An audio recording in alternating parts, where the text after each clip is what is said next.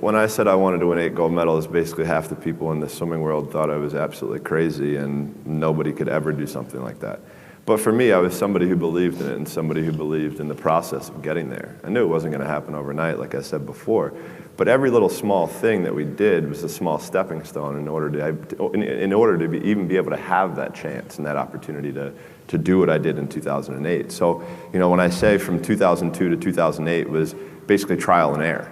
So for me, in 2002, that's really when I started amping up my event schedule, where I was swimming 4 to 5 individual events and having a couple relays at Pan Pacs, World Championships, major international competitions throughout that time frame. Because at that time, at the Olympic Games, that's that's where I think the real truth comes out. Because I think there are a lot of people who are very talented who can make it there. There are very few people who can deal with the pressure and the stress that happens when we're there. So that's why I say we had to make sure that we were physically, emotionally, and mentally ready, because I had to be ready to be able to kind of manage my emotions through that week. Yeah, winning a gold medal is absolutely incredible. There's nothing better than standing on the podium listening to your national anthem play after you had just won a gold medal. But for me, I'm somebody who I knew that I had 7 other events after the first day. So I have to throw that in the back of my head. I got to throw that race out. Even though if I, even like in '08, I broke a world record, won my first gold medal. Like, I was like, cool, like things are starting really well. So I have to put that behind me to then get ready for the next race.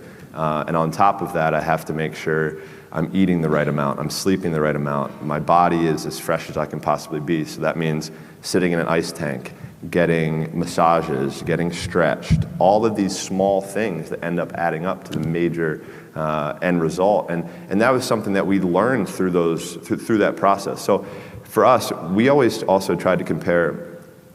Every day is a new challenge, right? Every day is a challenge, is a day that we can prepare ourselves even more. So for us, we would call it putting money into the bank.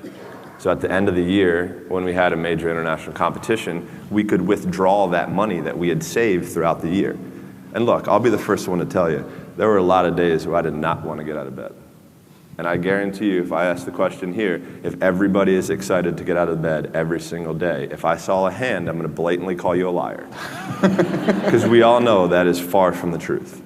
But if you have those little small goals, those little small things that get you excited when you don't want to, it's going to make it even better and even easier at the end when you're getting ready for a presentation or the end of the year or this or that, whatever event you're leading up to. It's going to make it so much easier. And I think if you look at the greats in anything in any walk of life, the greats do things when they don't always want to. And that's the separation. For me, that's what I've found. Because I can sure as hell tell you that there were days where I hated my coach. There were days where we got in fights, we got in arguments, we couldn't stand what we were doing. I would do things purposely to piss him off, but that's a different story.